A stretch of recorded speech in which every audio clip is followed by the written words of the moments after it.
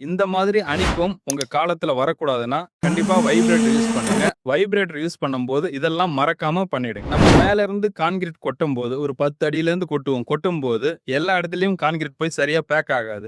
அப்போ ப்ராப்பரா நம்ம வைப்ரேட்டர் போடலன்னா, இந்த மாரி அணிக்கும் வந்துரும். அணிக்கும் உங்க காலத்துல வரக்கூடாது அப்படின்னா, நீங்க கான்கிரீட் போடும்போது மொத்தமா போட்டுட்டு, அதுக்கப்புறம் வைப்ரேட்டர் போடாம, இந்த மாதிரி ஒவ்வொரு 1 1/2 அடிக்கும். இது பார்த்தீங்கன்னா, இது 10 அடி காலம். இந்த 10 அடியில 1 1/2 அடி இதுவரைக்கும் இருக்கு.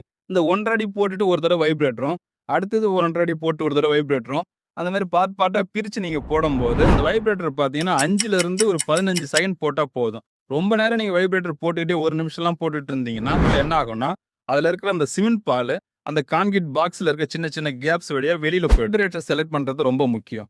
இப்ப நம்ம எடுத்திருக்க வைப்ரேட்டர் பார்த்தீங்கன்னா, 3 மீட்டர் நீடில் இருக்கிறது. 3 மீட்டர்னா கிட்டத்தட்ட 10 அடி. மோஸ்ட்டா எல்லா காலமும் 10 அடி தான் இருக்கும். நம்மளுடைய காலமும் 10 அடி. இதோ பாருங்க. இந்த மாரி வைப்ரேட்டர் செலக்ட் பண்ணும்போது, கீழ நம்ம 1 அடி வரைக்குமே நமக்கு வைப்ரேஷன் குடுக்கும். இதுதான் பெஸ்ட்டு. சில பேர் 1 மீட்டர் வைப்ரேட்டர் செலக்ட் பண்ணுவாங்க. 1 மீட்டர்னா எப்படின்னா 3 அடி தான் இருக்கும். அது பார்த்தீங்கன்னா, இதோ பாருங்க. இதோடயே நின்னுடும். இதோட நிக்கும்போது என்ன ஆகும்னா, அது வரைக்கும் தான் வைப்ரேட்டர் நீடில் வரும். அதுக்கு கீழ எந்த இதுவுமே வைப்ரேஷனே வராது.